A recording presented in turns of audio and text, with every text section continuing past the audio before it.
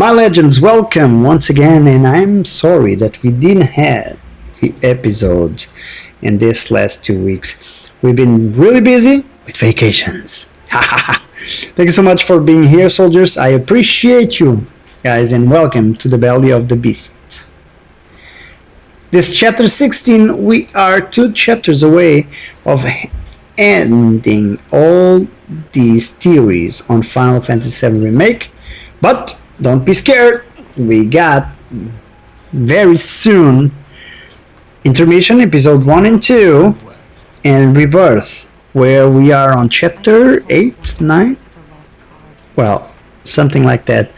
So we will have a lot, but a lot of content for you guys. So don't you worry. Don't you worry. We are definitely set to give you more and more and more, and then a little bit more. That's how we do it.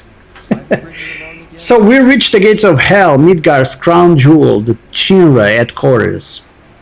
You know, it rises like a monument to greed, science, and illusion. But chapter 16 of Final Fantasy VII Remake isn't just an infiltration mission. You know, it's not just, oh, we're gonna go there, we're gonna enter Shinra Headquarters, save Aerith, kick some Shinra ass, and then just leave. No. It's a descent into the very heart of the beast. Why? Because everything that we hate and do not like on the game, like Shinra, Sephiroth, Jenova, it will all be here. It will all be right in this building. And of course, we already know what is happening. We are going to have lots of battles, but a lot of things to show you. So in this chapter, Cloud and his allies enter enemy territory, as you can see. But little do they know, the building itself is alive with secrets and all sorts of crazy stuff. It watches, it remembers, and in the shadows of its glass towers and pristine halls, fates are being rewritten. Not just theirs, but the planet's itself. So after this amazing intro, just kidding, it was a good intro, could be way better. We want to ask you, did you watch the 15 episodes that we have for you on our YouTube channel? Get it, watch it, subscribe, like, comment, give us ideas, give us everything, you know, exclamation point, Simo. That's the deal in all our chats to check our amazing stream. And not only that, our YouTube dedicated to Final Fantasy VII, but not only, also to a bunch of RPGs. So youtube.com/@simrpg, it's the way to go to all, you know, theories and all stuff that we can find around. Guys, really important. This chapter here, it's one of the most iconic parts of Final Fantasy VII, OG and Remake. The Shinra build, it's amazing. It's where all the researches are done. And the entry point, they arrive under the cover, Tiff at the wheel, Barrett ranting about Shinra, propaganda, Cloud watching the tower loom ahead. There's tension, but there's also a awe. Shinra's power is overwhelming, even from the outside. And of course, in all of these moments, we see materia being fused, experiments, Hojo, Scarlet being crazy as she is, as usual. But the moment mirrors an ancient myth structure. Heroes approaching the Dark Tower like we saw before. The skyscraper represents not just the corporate might, but the mind of Shinra itself. Infiltrating this building is just madness. It's like stepping inside the psyche of their enemy, which is Shinra by this moment. Cloud fractured mind barely remembers Sephiroth, and we know we are fighting Shinra, that's for sure. You know, there's no one else in their minds that we are fighting other than Shinra. So right now we are in Shinra territory. And they want us dead. Or arrested at the very least, okay? They want us arrested at the very least of it. You know, and there we are, seeing Scarlet walking around on her everything, experiment with material, which this gonna be a big plot on this. We decide on this gameplay to climb the stairs, but usually you can go with the elevator, but the stairs thing is just beautiful. And the moment that we are now inside of the building, it's the moment that we realize how beautiful and sinister Midgar is. And it's no doubt very scary to see our characters once again stranded inside of a building where their own enemies and everything they stand for is lost. Because we already lost Shinra by now. Sephiroth is already inside the walls. And everything that they stand for, Barret and Avalanche, are not within these walls. It's quite the opposite. No, the illusion of order on this amazing structure is just mind-blowing, because they step into a temple, not of gods, but of men who believe they are gods, like Shinra himself. The statues, the pristine marble, the red banners bearing the Shinra logo, it's all a theater, a carefully designed illusion of order and righteousness. And they do believe on that. And the public do believe on that as well. Not everyone, that's true, because we got Avalanche. But most of the public defends Shinra because they gave them a better so-called life. Which is not true, because they are killing the planet, sucking the life force of the planet day by day in order to give comfort or to make money. Basically, it's to make money. Here's the first two. Shinra HQ isn't just a place, it's a lie. The lobby is structured like a church. President Shinra does not want to rule, he wants to be worshipped. The subtle psychological control is key to understanding his grip on the people, and his confidence is reshaping the world. And we know, either if you choose the elevator or the stairs, there's more meaning behind it, you know. The party chooses their path, elevator or stairwell. It seems like gameplay flavor, but this choice is layered. The elevator is just the illusion of privilege. Quick, direct, but chaotic. Shinra false promises. And this is the theory right here. The stairs, a grind, honest effort, suffering. It's symbolic of each character's journey, especially Cloud's. Players who choose the stairs are rewarded with one of the most human, hilarious, and humbling sequences in the game. It's where they are just dead, trying to grasp some air. But it's funny because you see them together working on that. But here comes the very best part of this game, or at least of this chapter. And no doubt about it, the Shinra Museum, the history is rewritten. They arrive on the 61st floor and step into the past. Museum built by Shinra to glorify themselves.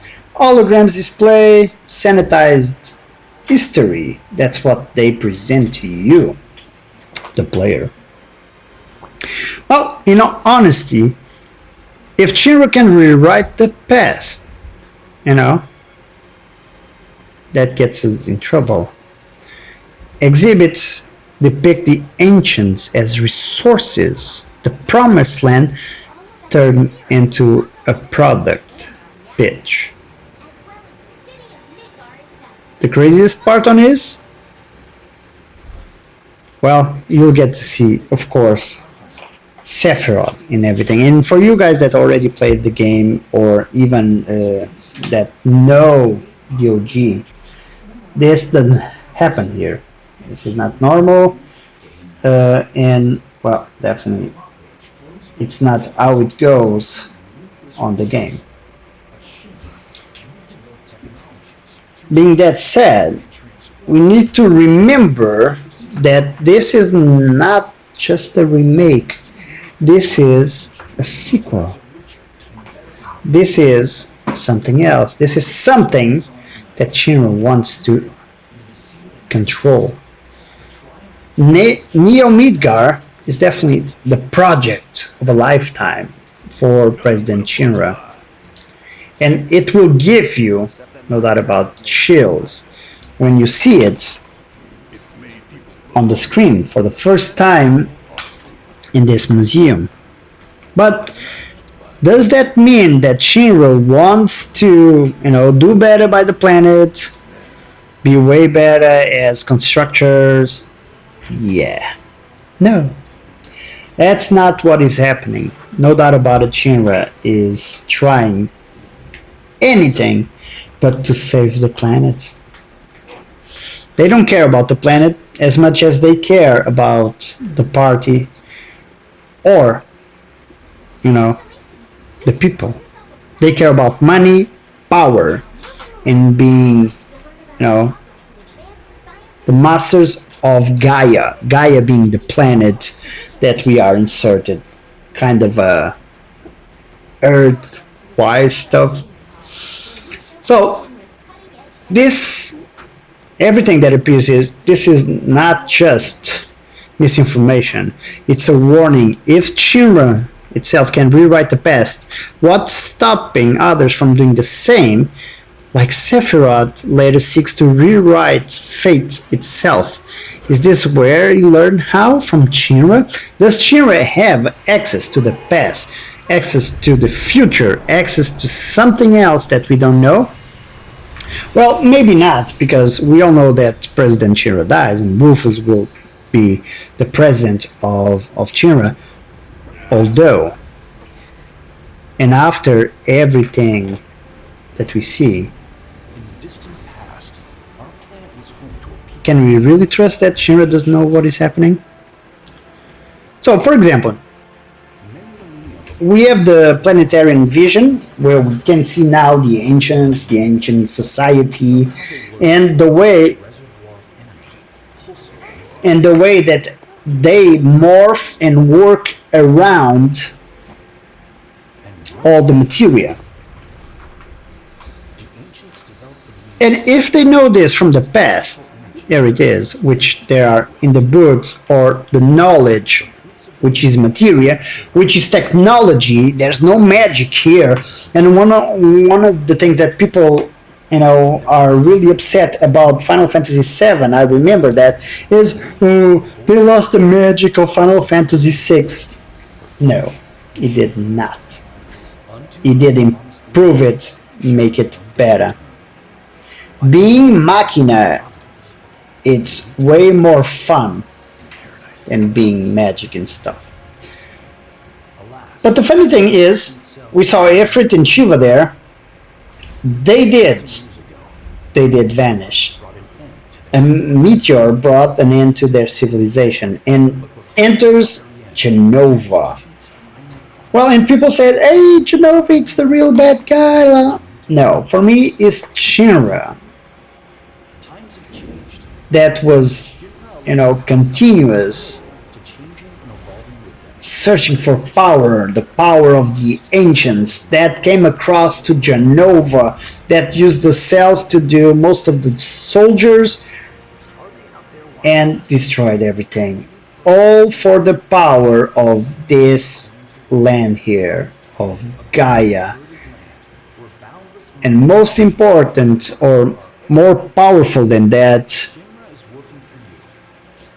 Neo Midgar, the promised land where they want to build a metropolis so big, so techy, that no doubt about it, will crush the planet.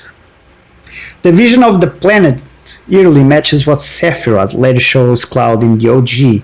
Is a projection seeded by Jenova's influence, or is just a physiological primer, prepping minds to accept the cosmic apocalypse?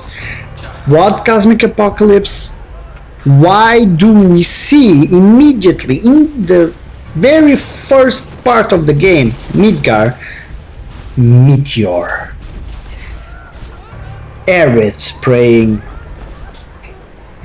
and unlocking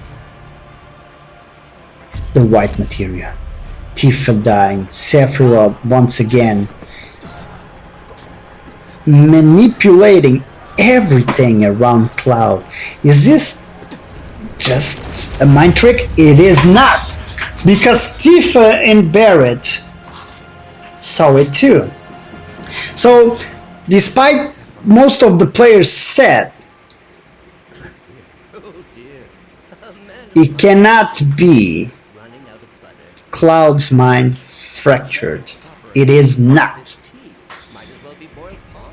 The true story is Sephiroth evolved from the movie, which was actually the last part that Cloud was directly involved. Of course, we got Dirge of Cerberus, but I think this is after the movie, not after Dirge of Cerberus. With this thing, it's just crazy how Sephiroth gained all this power and gained all this knowledge. Bear in mind that it was supposed to be destroyed by the end of the movie. But he also said, I will never be only a dream. So we know that Sephiroth somehow in the live stream kept being alive. This is one of the parts that I don't like, and I cut it, which is the talks with Mayor Domino. We already know that it's Shinra that, builds everything and is in charge of everything. So we don't know, or we don't need the part where Mayor Domino just appears just to, I'm just the mayor in, hey, it's just, we don't know it, we don't need it. Although Wedge does appear, so it is good to actually have it. One of the things that is really important on this chapter, especially on this chapter, is the fact that we got Hojo manipulating once again everything, manipulating the characters and Sephiroth and even the will of the planet.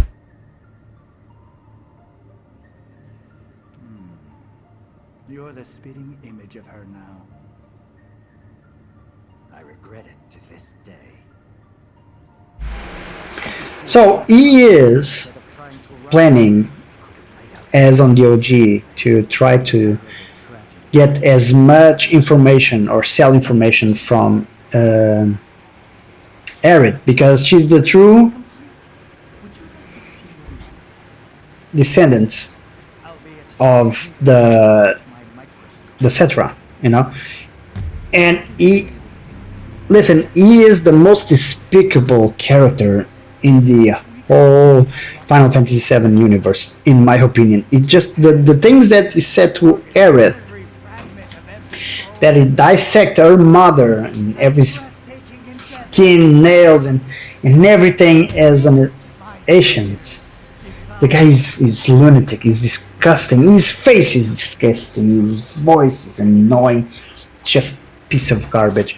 But stands the father of Sephiroth, if you don't know on the story, and is really important, the voice leaders through the intercom, like we saw. The man who redefined cruelty in the name of science, the man who made Cloud who he is, or he thinks he is. Hojo speaks like he's reading from a script already written. Does he know more?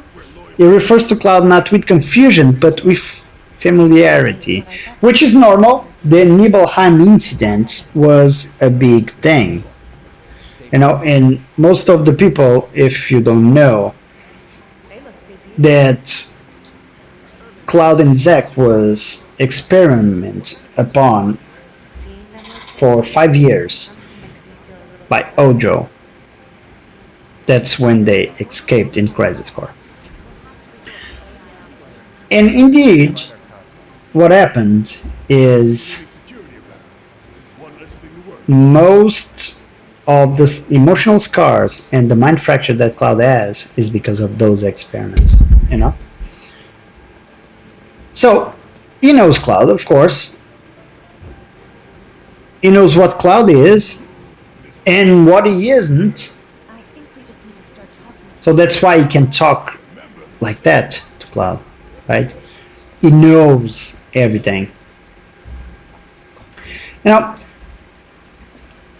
This is such an important part. Cloud? You're Cloud, right?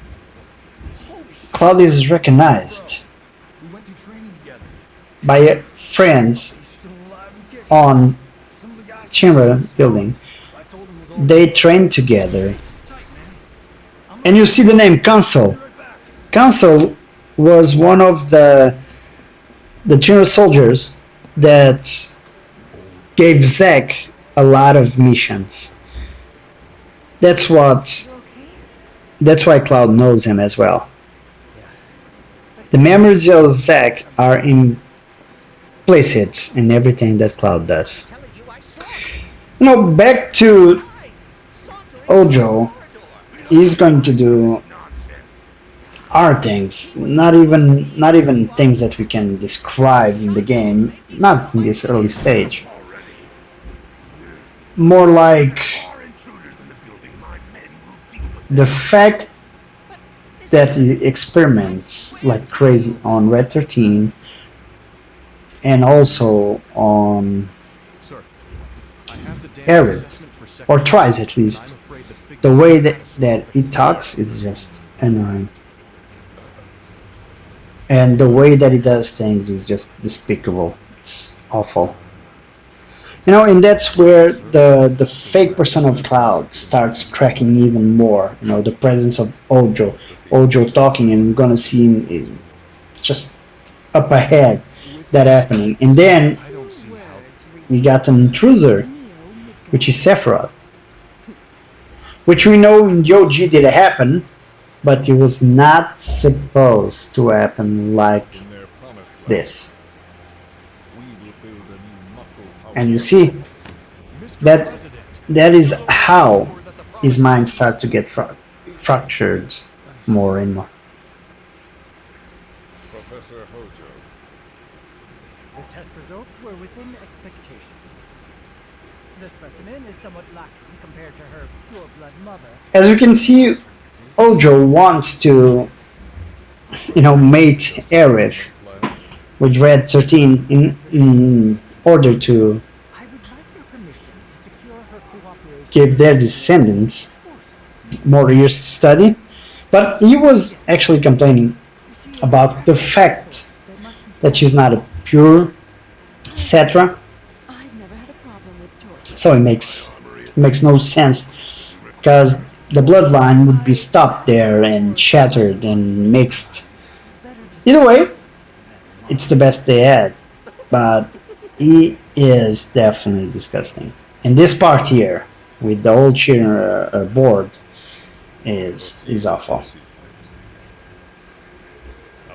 Although, as you can see, it was Hojo that killed the Falna, Aerith mother. If I may, Mr. President, I have an idea how we might mitigate the risks. Simply put, we could have an ancient reproduce. In the absence of a second specimen, We'll see, we would need to identify in like Hojo is saying, how it gets there. Of course, we know that Red 13 and Aerith will never procreate, because it's just, you know. But still, it's a crazy thing that shows how disgusting can be Hojo. Of course, with all this talk, there's an important thing. Hojo knows that Sephiroth is in the building. How? Well, actually, I don't know. It doesn't explain quite well here on this part of the game, but we can see Hojo thinking, I see, something stinks. But not only that, we can see it here in the next section, walking the halls of this very building. Who would have believed it? I wonder where I too arrange a face-to-face. No doubt about it. We're talking about Sephiroth. how I should like to meet their offspring. No doubt about it. But that can wait. First, we must have That's what he's talking about. psychoactive agent device. Nothing likely to cause any long-term damage. We can see Hojo scheming, plotting this. And that's where we're going to see, Jenova missing. Well, in this case, Jenova appearing. It's going to be after this. And we'll get to know what is happening What is this? on the Shinra building, which is Sephiroth running loose, and they kept Jenova there. The missing specimen, Jenova vanished. It doesn't vanish. If we think about it, we know what happened. Sephiroth took it. Or in this case, a remnant of Sephiroth walks around like he is Jenova. I don't think it's any kind of If so, I can't imagine. surprise to anyone that played the game, of course. I don't want to rush that much into the story, but yeah, that's how it goes. So they reached the containment floor, where once a specimen rested. Something terrifying. Now she's there. No, she's not yet gone. She will, and we'll see in, if I'm not mistaken, chapter 17. What is it that you want? Chapter 17 will show us that Jenova is gone. Okay? The empty tank is no coincidence. And you will see. Jenova is gone, and everything is preparing now for chapter 17. If I were to present to her your fresh corpses. Chapter 17 will be critical to show the story to all of the viewers and for them to understand the big picture within Shinra building and the early Shinra building section of the game.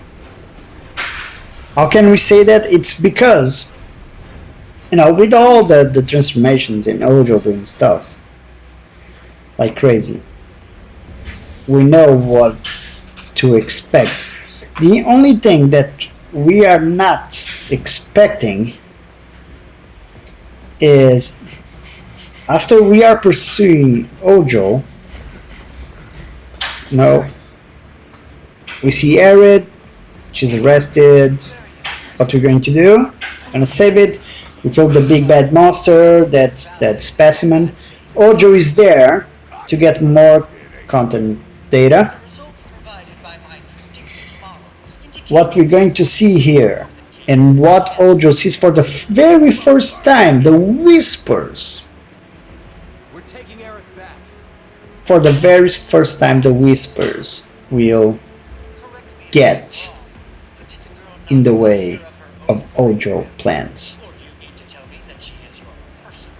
Now she's, is talking about nonsense, but she only came here to save Marlene. She came because she wanted, and blah blah blah. We destroyed these guys, no biggie.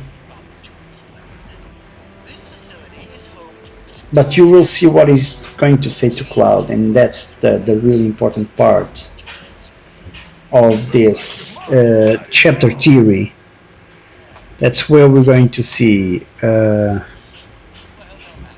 this madness and the broken Cloud. It's just where destiny, the new destiny, really begins. It's here, in this section of the game.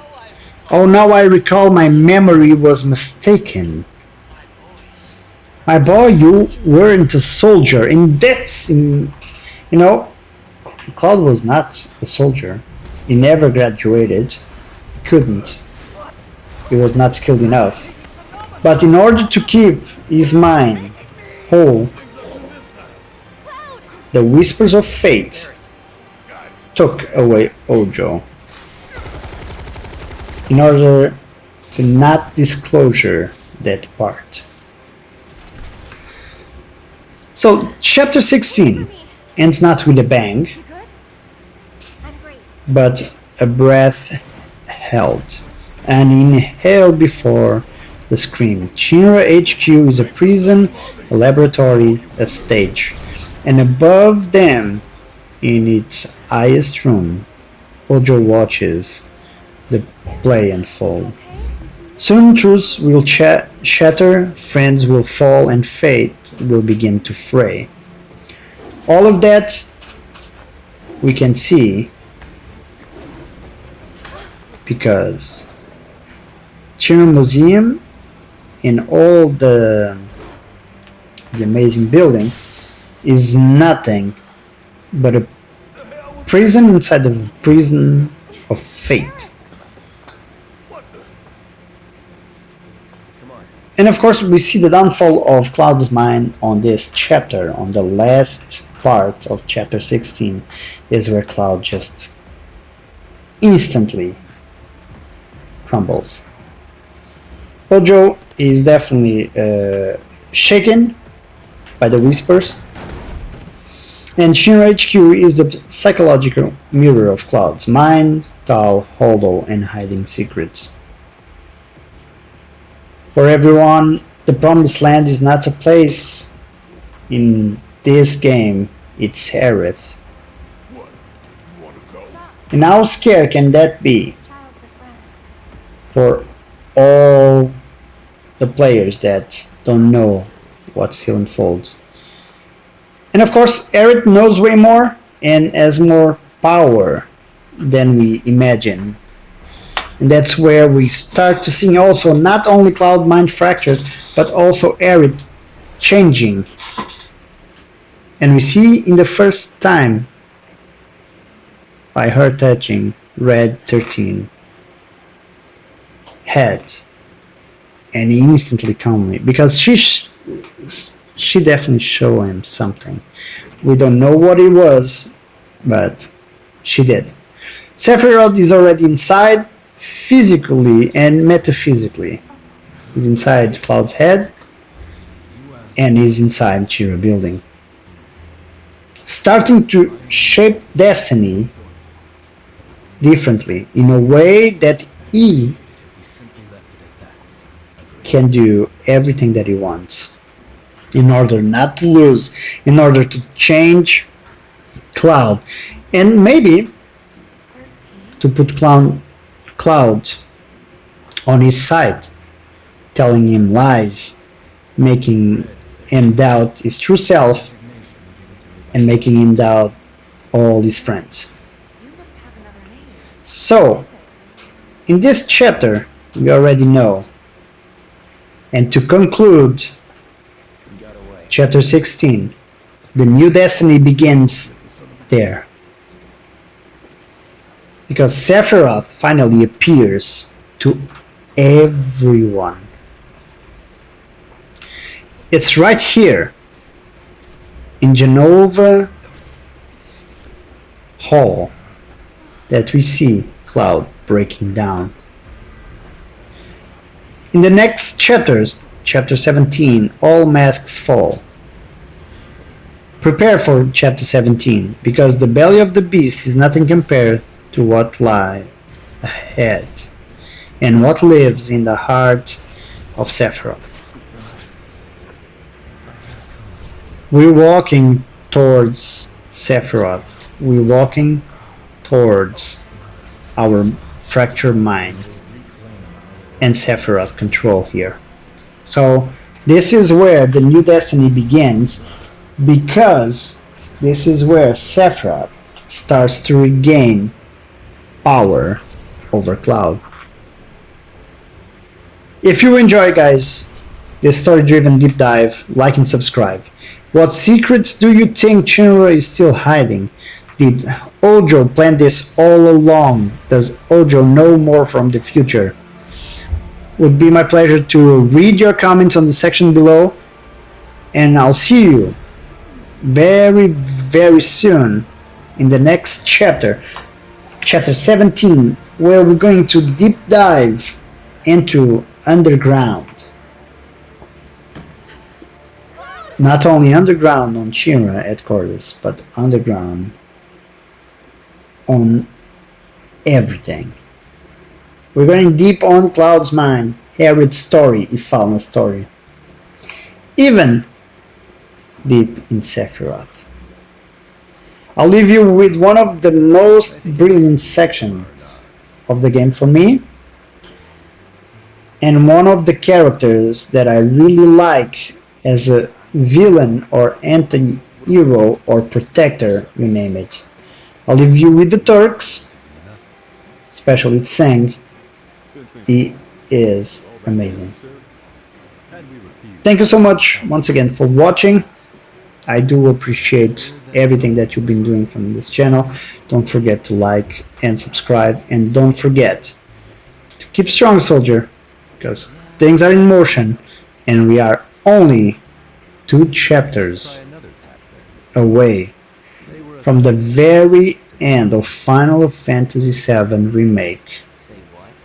Next week we'll have intermission, episode 1 and 2, and then we'll jump immediately to Final Fantasy VII Rebirth. So many questions, so many stories unfold yet.